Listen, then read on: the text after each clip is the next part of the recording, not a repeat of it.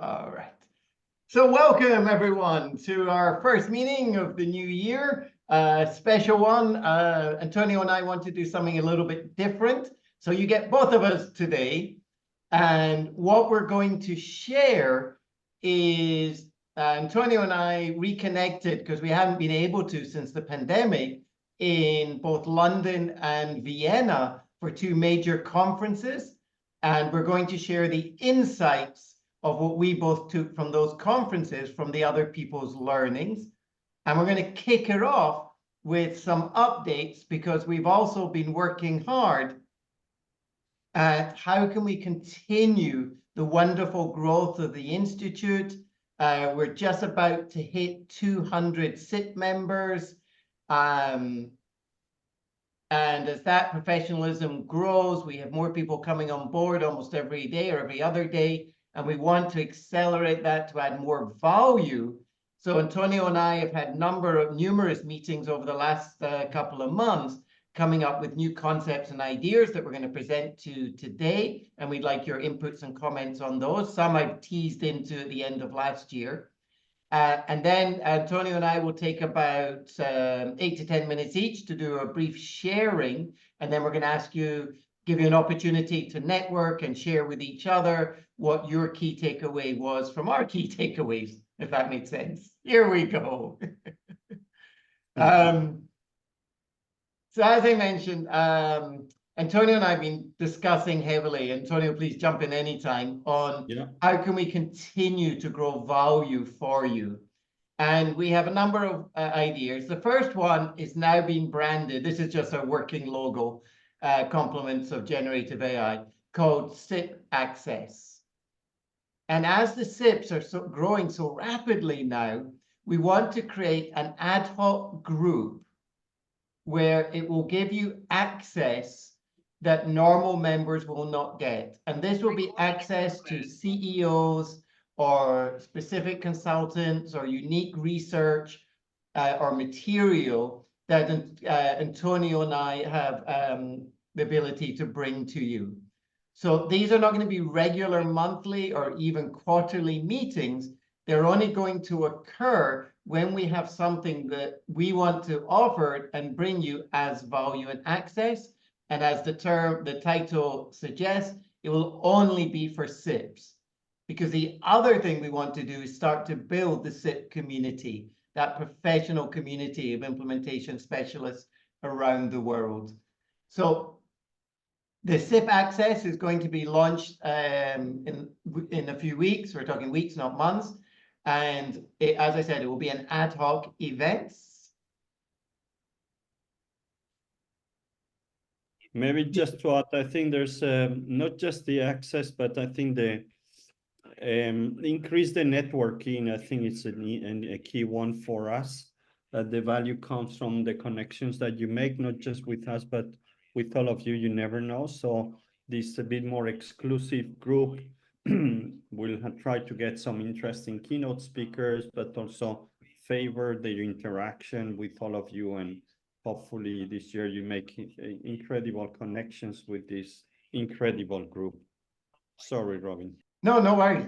And then, one of these days we will actually meet maybe in person. As Antonio and I are crisscrossing the world back again with speaking engagements and clients. Maybe we'll look at other opportunities also to meet up with the SIPs. The second area that is really just at the conceptual stage is the difference for implementation for nonprofits. Two of our fellows are working in nonprofits, and Gita, especially when she's not on the call, Gita, when she submitted, she did a wonderful job in articulating the difference in implementing strategy in a nonprofit as opposed to profits. And it sparked between Antonio and I this idea that there's a whole world of a different way of implementation that we want to address. And just after that, the Salvation Army head office from New York came on board and went through the course. So we're looking to build this in for anyone who's interested. please reach out to Antonio or myself, or just, you know, the generic email on the website. This is very much, we're going to look to build this up, but it's in the very early stages. Antonio, anything I missed?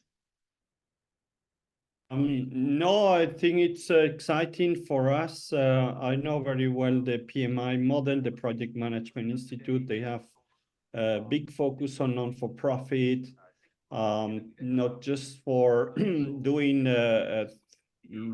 thought leadership or development, but also for the community to participate in non-for-profit activities. So we don't know where this is going to go, but we're excited about this collaboration with some volunteers from the SIP community. So no, very exciting development for this year.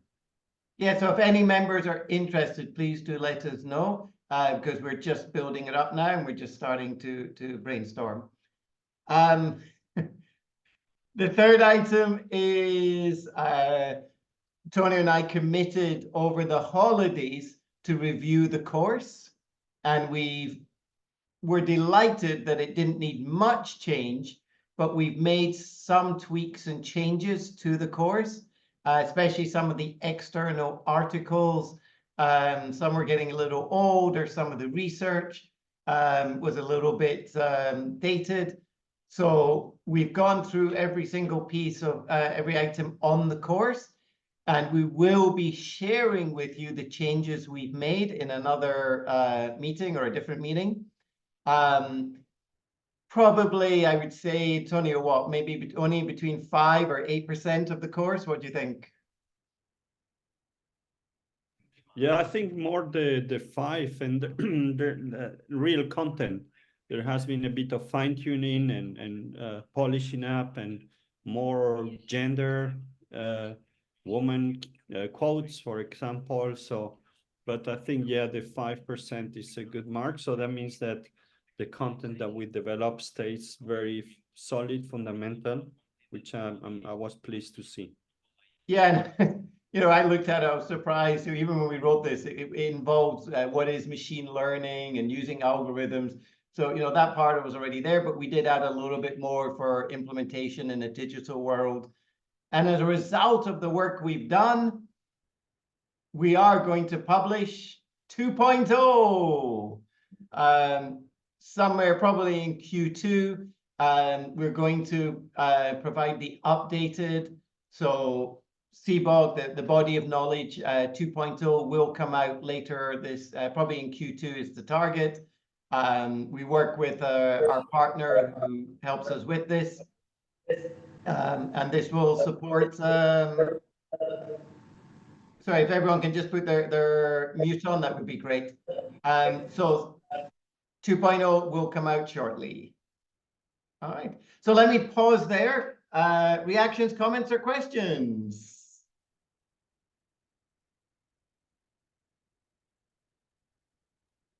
Excited for the SIP access, for sure.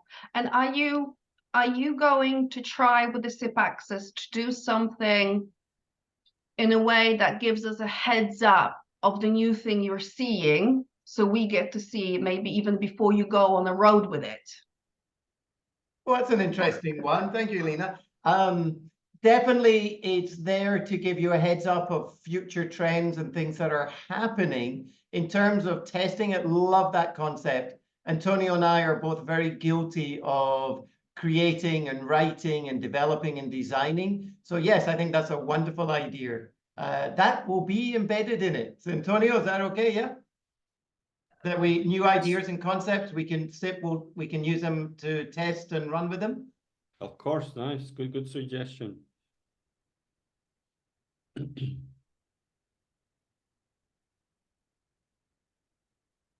Hey, Gita, I just mentioned you under the non-profits. Good on you for joining. No worries. Happy New Year, guys. Nice to see you all. I hope you had a good holidays. Good to see you. All right. So going forward, a lot of our focus this year is to bring on more corporates. So you'll have noticed some of you today who is active on your LinkedIn. we sent out the notification that we're doing a similar, we did this for the individuals. We've decided to extend it for the corporates for the next few weeks. So if any of your companies would like to consider, corporate is 10 people or more to get the discount. So if any of the corporates, we've sent this out just as a notification, and a lot of the focus this year will be on bringing in the corporates. Okay. Which takes us to our update. So those who've just joined, I'm going to share about 8 to 10 minutes of my update from the 2 key conferences, and then Antonio's going to share his, and then we're going to have a group discussion. So this was us in a very, well, cold for me. You can see Antonio wasn't bothered. This was in Vienna at the end of November when it was snowing, and for someone who lives in Singapore, it was cold. But Antonio and I were both honored to be invited to address the Global Peter Drucker Forum. It had people like Daniel Pink, Amy Emerson, our board members, Rita McGrath and Tony Driscoll, as well as many other well-established thought leaders and consultants and professors. It was a wonderful 2 days that we'll share in a moment. The other picture, Thinkers 50 does a gala dinner on the last night in a lovely setting in the Lord Mayor's, what do we call it? Lord Mayor's building in the center of London. I don't own a dinner suit. I wear my kilt back to my Scottish heritage. And Antonio and I got dressed up for the evening. You're all supposed to say how wonderful we look. Never mind. Come on, Chris. Give me some support here. And we're delighted to announce, Antonio and I were sitting together at the gala dinner, and Antonio's jaw absolutely hit the ground because delighted to announce our first Institute person, our founding co-founder with myself, is now ranked in the top 50 thinkers in the world. So can we give a virtual round of applause to Antonio? And Antonio, you get to say your thank you speech. You can thank your parents, your wife, your sons. Antonio? Go on, you can share how you felt, because you were flabbergasted. Yeah, no, so yeah, thank you, Robin. To be honest, I didn't expect it. I was awarded by Thinkers 50 2017 with one of the awards, and they kind of hint you. They say you need to be there, make sure you're there. and so yeah, in 2017 I kind of had the impression that there was something, but this time no. So I was there with Robin, and they made the list, and suddenly the name appeared. So it was a target for me. So I'm happy to share how this can be possible. But basically what they're looking is for new ideas. They're looking for really getting into media, being recognized for one topic, and publication is very, very important. So, but yeah, no, thank you. It's great to be there. The challenge is to keep there. I think there's many people. Just be happy you're there first. There's a lot of big business schools there. So I would say 80% of the people are coming from INSEAD, from Harvard, IMD. So it's just you're competing with a big league of people who have teams, researchers, the academia focus, and so it's just very, yeah, it's not an easy place, but I think it's possible. If I can make it, anybody can make it, right? So. And it may be one of our SIP meetings we'll do it, is what it takes to be a thought leader, if that's of interest to the group. So maybe we'll I think we can share on that for sure, Robin. So yeah, it could be one for the SIP access, maybe. All right, thanks, and congratulations, Antonio. So Antonio and I, we thought, it was such a wonderful 2-day, well, actually 2 different conferences, that we wanted to share just, the key insights. Very much practicing that less is more, so not overwhelming, but just some of the one-liners, the takeaways that we got from the conference. So I'm going to share first. And then, oh, sorry about the typo. Then we're going to ask you after we present to discuss in a small group what your most impactful learning was from our sharing now. Okay, so here we go. Actually, sorry, I'll just pause and I keep looking to the other side because I use two screens. Any comments or questions at this stage before we go forward? Oh, and I just saw Morris. Hey, good on you. Morris did a wonderful sharing in December, which was one of excellent sessions. If you haven't seen it, it's up on the YouTube channel. Thanks, Morris. Good to see you. All right, so here we go. First question. What do you think the two most talked about topics at the Thinkers 50, which is, you know, the world's top thinkers, and the Peter Drucker conference, which is the world leading authorities? What do you think the top two subjects were? They're not difficult to guess.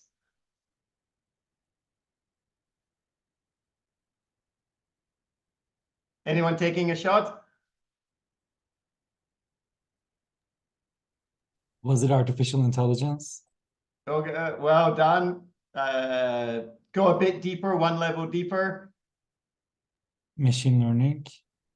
So, Gen AI and sustainability.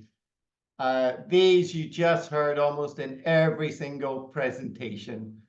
They just, you know, came up over and over for two very different reasons. Gen AI, from my perspective, it was more around the curiosity. So some of you might have seen yesterday, who was it?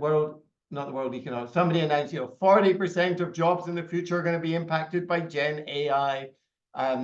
It's more because it's only 13 months old. We're still struggling to understand its impact. So it was more of curiosity. Whereas with sustainability, the key takeaway for me, and there was a wonderful session at the Drucker Forum, was ESG should not be combined. It's three separate initiatives, very different in what we're doing. And as we're getting more involved in sustainability, we need more individual and separate focus.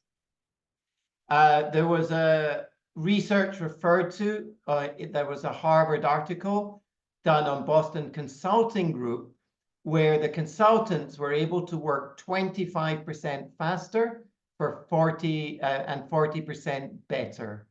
And I put the reference for the link for those who want it. And this comes from the staff using ChatGPT to outperform on every measure, and underachievers getting a bigger boost. And I mean, Antonio and I were talking about this morning in a separate meeting. We use this all the time. I just was asked to do an outline for one of the other societies that I founded in Singapore, and it took me 10 minutes to craft the outline using Gen AI. So it just allows you to work faster and better. For me, key takeaways. Here are some of the highlights.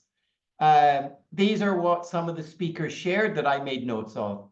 Over the last 3 years, the number of transformation projects within one particular company has doubled from, I guess, 5.5 to 11, but, you know, from 5 to 10 or 5 to 11.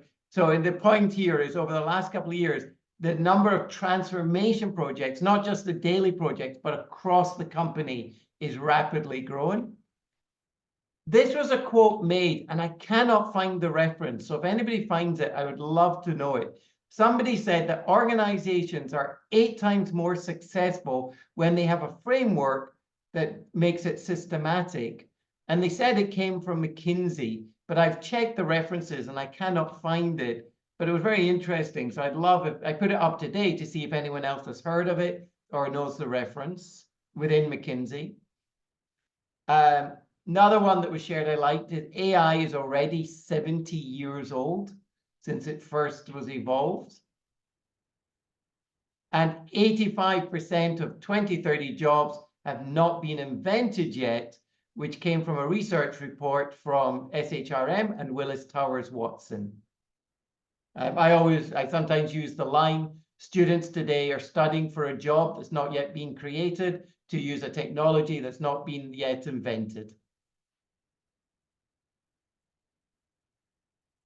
Some of the other quirks were, one line was, can you imagine a world where everyone only follows their job description? I thought that was lovely. 70% of student entrepreneurs are focused on climate change. This was from a gentleman who runs a global social enterprise. And 7 out of 10 of the students are focused on climate change today. Another reference was strategy goes back to Socrates. I always, use, I'm in Asia, so I use Art of War as my reference. 90% of the brain is formed by the age of 7, and using a phone can dramatically change the brain forever. And we still don't yet quite know the impact of children at the age of 6 weeks or 6 months swiping. And without data and models, it's all just bias. Okay. One experiment, last one, then a few quotes, and then I'll hand over to Antonio. This was a fun little one that somebody shared. If 2 groups throw beanbags into a bucket, and group 1 throws into the bucket that's always 3 feet away, and group 2, they have to throw different times at different distances, who is more efficient and effective? Who succeeds the more? The 3 feet away, or always the different distances?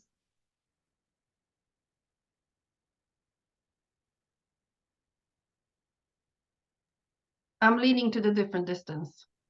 Okay, thank you, Elena, for going first. Come on, Phil, I know it's late at night, which is 50-50. What's your guess?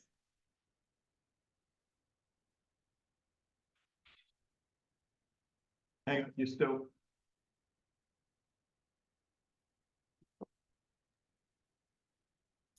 Group 2. Which one, Phil? 2. 2 as well. Chris, what did you go for? Well, I think it depends on if the bucket's always the same distance or it moves around, doesn't it? Yeah, so option 2 is it moves around different distances. Oh, okay.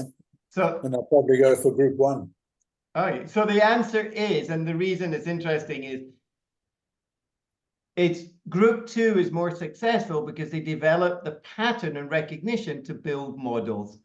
And as we're building learning models and more algorithms, it was very interesting, just a fun experiment to see. Okay. To close out, some of my favorite quotes from the conferences. AI is a mirror, not a window. It reflects back on all our faults. That came from Sinan Aral. Amy Emerson, who was quoted the most at both conferences. Failures are investments. You've paid for them, so learn from them. Our problem is not that we aim too high and miss, but we aim too low and hit. And the last one was a fun one that I smiled at. Sorry, 2 more. Sally Sussman is the CEO over at Pfizer. She used the line, crush the democracy. And my last one, the fun one, before I hand over to Antonio. 2 scariest phrases. I am from the government and I'm here to help, which was from Ronald Reagan. All right, Antonio, let me stop sharing. Okay. I just, there's a few different quotes or topics that I noted, but I think Robin has covered the bigger piece. So AI big in the agenda, sustainability as well. Although some people were questioning how long this is going to last, because there were some people claiming that the focus is dropping. So one of the concepts that I found very interesting is sustainability is part of the business as usual. So it should not be a transformation anymore. Rather, it should be something that everybody does on their daily lives at work. So that I found kind of disruptive, because big companies were cutting on budgets on sustainability, saying we've already launched them, we have put the plans in place, but now it's up to everyone to execute them. So I kind of related what we are doing in the Strategy Implementation Institute, where you maybe transformation and then you make sure that people execute them. So I found that kind of I don't know, disruptive, because when you have focus on budgets and transformation, things go faster. But when you put things into business as usual, it's just one more task. So I don't know if that's going to have a good impact or a fade down. Okay, so that was something that I found very interesting. One topic that came across in both events was the diversity. So both of them had, Thinkerswifter for sure had more female speakers than male. It was the first time ever. And also diverse from different parts of the world. So I think at least from that perspective, we're seeing a lot of thought leadership, females coming strong up. So that was nice to see. Topics are different when you have them on board. So I know Dory Clark is a good friend, was there, Amy Edson, but the other people who I didn't know but had made huge impact in India, in Africa. So I really like that diversity coming into the forefront. In terms of a couple of points, I just took here, just have one slide to share. So I think all of you probably have experience working with Gen Z and the younger generation, and I found it challenging. But when I heard this, Gen Z is not that different as everyone says. You've all been 70 years old once. It made me reflect. Yeah, maybe I'm just, yeah, I cannot put myself on their shoes. Maybe I would have behaved the same way. So yeah, it's just a topic that is becoming more and more this cross generation workplace, and it's just very, very different than what we had experienced in the past. What else did I have? There is a trade-off from organizing decentralized. We have ownership and drive our synergy and operational. So the one topic most in the Peter Drucker was organizations. And the question of decentralized, and I was in a panel with somebody from Hire, who's extremely decentralized model. So yeah, this is something that keeps being a bit of a dilemma for many corporates, is how do we organize ourselves? We see the Asian way very decentralized. Here in Europe, we're more still very hierarchical. So where is the balance? Where is the trade-off? We see the benefits of one, we see the benefits, but how do you make the move? And actually, this is something I discuss a lot with senior leaders, how to move from a focused organization, focus on efficiency, to a focus on change. So just resonated that. This is something that I've seen. The future of work is fluid jobs, fluid organizations.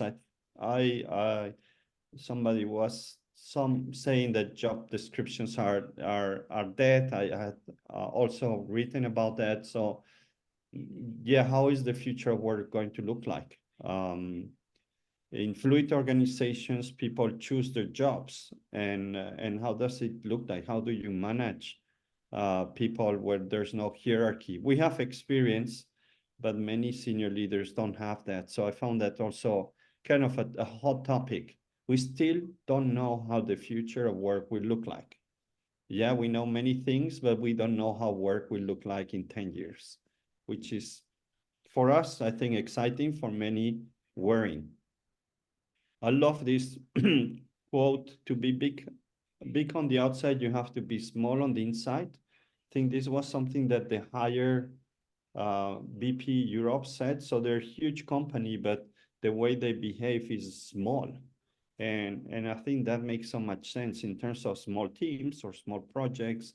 So I also found that kind of a good lesson to share, or to write about these topics. And the last one, this one is coming from me.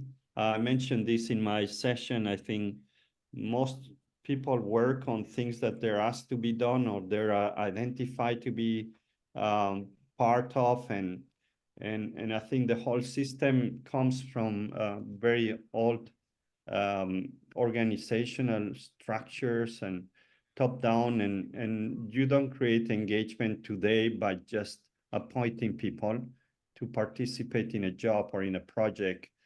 Most of the engagement comes from volunteers, and I've done a very light research, and 95% of the people appointed in a project are are appointed, not as well. So there's very few people who are volunteers. So I think there's a big point again back to the future of work. Do we let people choose what they want to do?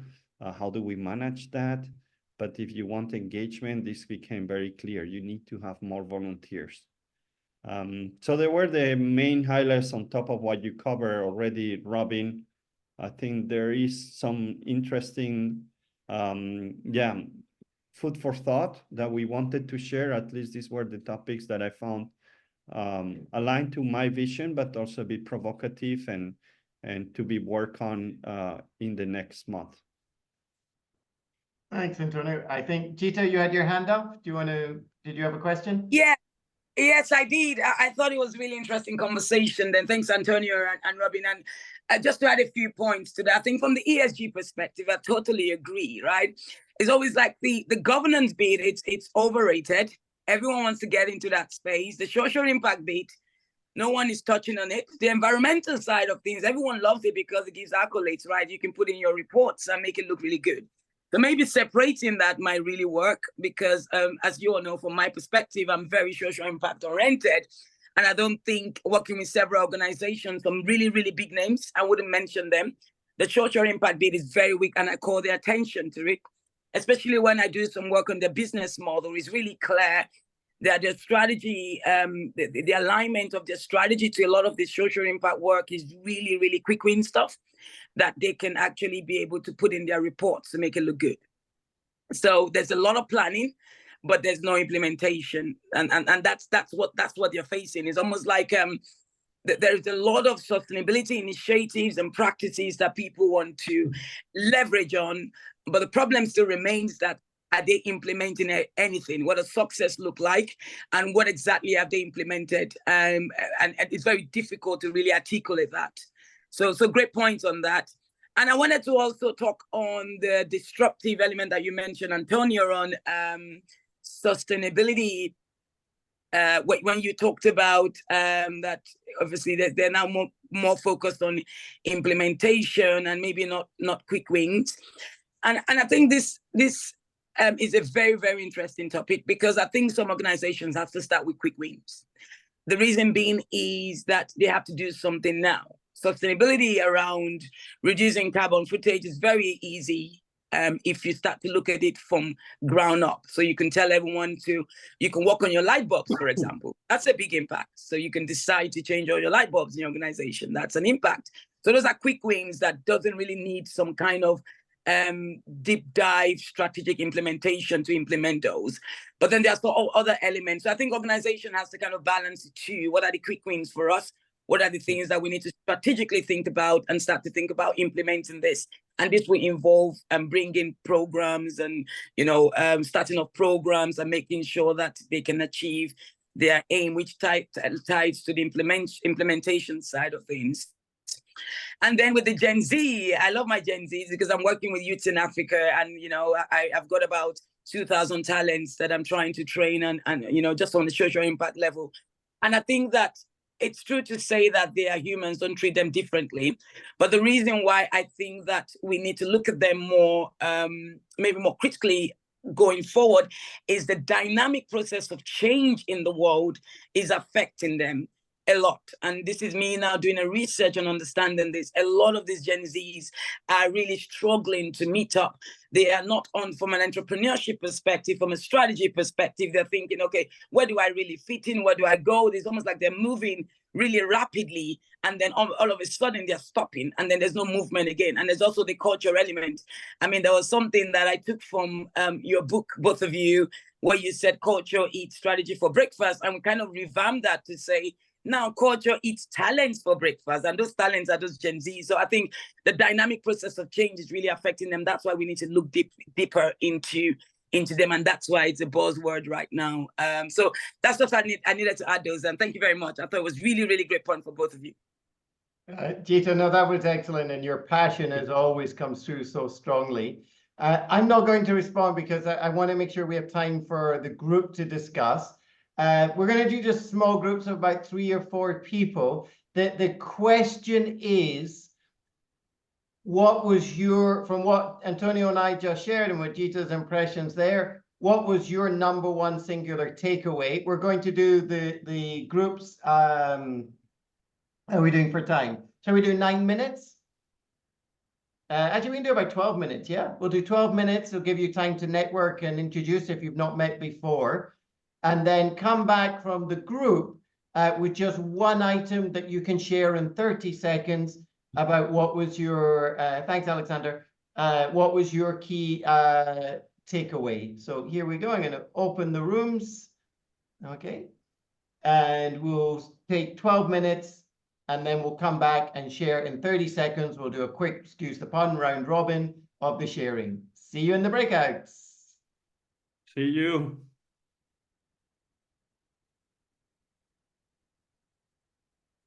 I hope everybody joins the breakouts. Let's see. Yeah, I'm just doing a message to the group.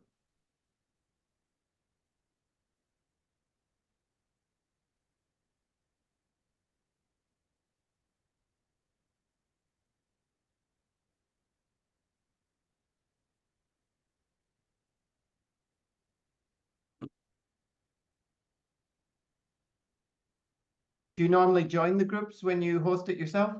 Yeah, I'll go. I'll jump in all of them. Well, why don't you do 1, 2, and 3? I'll do 4, 5, and 6. Oh no, you're already in 5. I'm in 5. Yeah, so if you go to 3, 4, 5, I'll do 1 and 2 because they've got the bigger numbers. Okay. Okay. Yeah. Bye bye. See you. Sanjeet, where are you based? I'm based in London, so that's my main base, but I move around a lot. So I'm doing a lot of work in Africa and in Asia. So I am always on the move on that. I do kind of 2 weeks in, 2 weeks out. So yes, that's me. It's interesting. I'm a fellow actually for the institute, and I joined a couple of years ago, and I decided to do my fellowship with them, and it's been really, really interesting. My background is really in strategy, transformation, digital implementation, and then I move on into more kind of sustainability work around social entrepreneurship. And I'm developing programs and business models across key organizations to help them manage their social impact strategies going forward on a sustainability front. And then from an entrepreneurship front is almost working with talents in Africa to be recognized.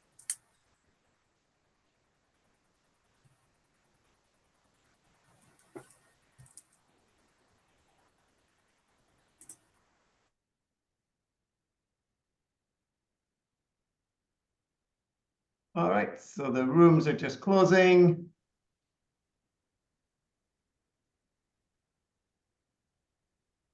Antonio, do you have a date on the 13th? Time, sorry, not a date. No, the time will be announced. It will be a bit slightly later, but I'll need to double check one thing. Okay. All right, welcome back. I think we're all here. All right, so here we go. We've got 10 minutes, and as implementation specialists, we will start and finish on time. So I'm going to just go in the room order, which was Chris, Edith, GT, and Christian in room 1, and then Yulina, Leslie, Phil, and Torsten in room 2, and then we'll go to the other rooms. So room 1, 30 seconds. What was your key takeaway? Who's going to be sharing? Christian, go ahead. Oh, I am. Well delegated, Chris. Yes. Well, we talked about 2 topics specifically. One of them when we talked about sustainability, I brought up the point that what do we mean by that? There's so many definitions of it. Exactly what we mean in terms of, so I think to have a conversation that is fruitful, it would be very important to know where we're starting from as far as sustainability. And then the second point that I brought up that we also did discuss is that whereas personally, I appreciate, all the meetings that are being had around the world. I mean, we have Davos this week and so on, where very impactful, discussions are being had on the future of work, AI, et cetera, I was wondering, where are the people, meaning the citizens, who's speaking on behalf of them? At the end of the day, we bear the burden of decisions that are being made that could be influenced by economic and political and power, issues or struggles. Chris, as well as Gita and Edith, did have a more maybe less cynical perspective than I was having in that moment.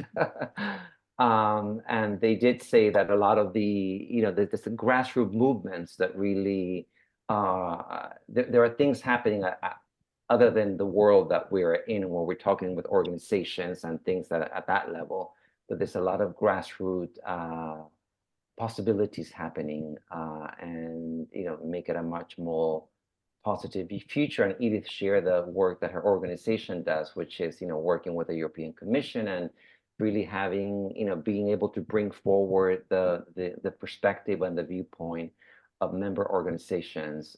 So that's a good thing, and that's kind of where we stayed. Christian, you always seem to get volunteered to present because you do it so well and so articulated. So thank you. Thank you. Great to see you, and thank you for sharing. Sure. Room 2, Yelena, Lazedi, Phil, and Torsten. 30 seconds who'd like to share. Okay, we talked about three things. We talked about AI, we talked about decentralization, and we talked about people volunteering for projects. And some great ideas shared. What we came down to in the end was our key takeaway was that in the end, it's all about people, and it's about passionate people caring. Whatever tools or frameworks you have, what really matters is that you have people who care, and you care about other people, and you care about the outcomes to discern the way forward and communicate it effectively. That it's all about people. You were spot on your 30 seconds, very well articulated, and yep, fully agree. Nicely summarized at the end. It's all about the people. Thank you. Room 3, Amin, Bart, and whoever's on their Huawei P20.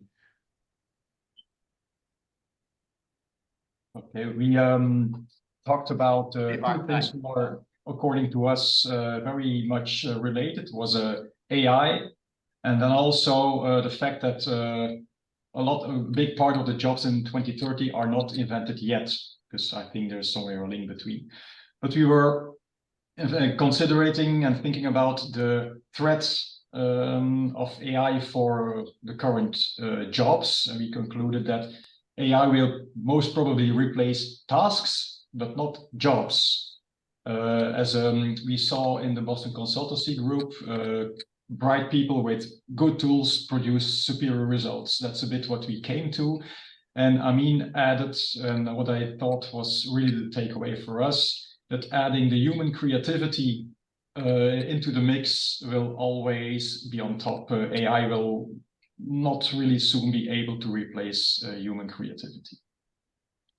Yeah, and you echo, Bart, thank you, pleasure to meet you. And you echo the thoughts of Satya Nadella from Microsoft, who says the same thing. It's not about replacing jobs, it's about replacing tasks. So I think I got a quote from him, yeah. Yeah, so very well said. No, a pleasure. Bart, where are you? Which part of the world? In Belgium. In Belgium. Oh, okay. Antonio used to live there. He knows it well. I've met him.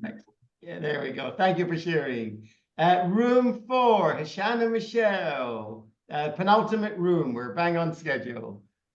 Thank you, Bart. Right. So, Please. yeah, we discussed on the importance of human element in the context of Gen AI, because we know due to the rapid development of Gen AI, it is used in many areas, not only in defensive mode, but it can be used in offensive mode as well. So it is required to assure the behavior of Gen AI, because if we are going to use the Gen AI for decision making, we should be able to assure we are going with the correct decisions.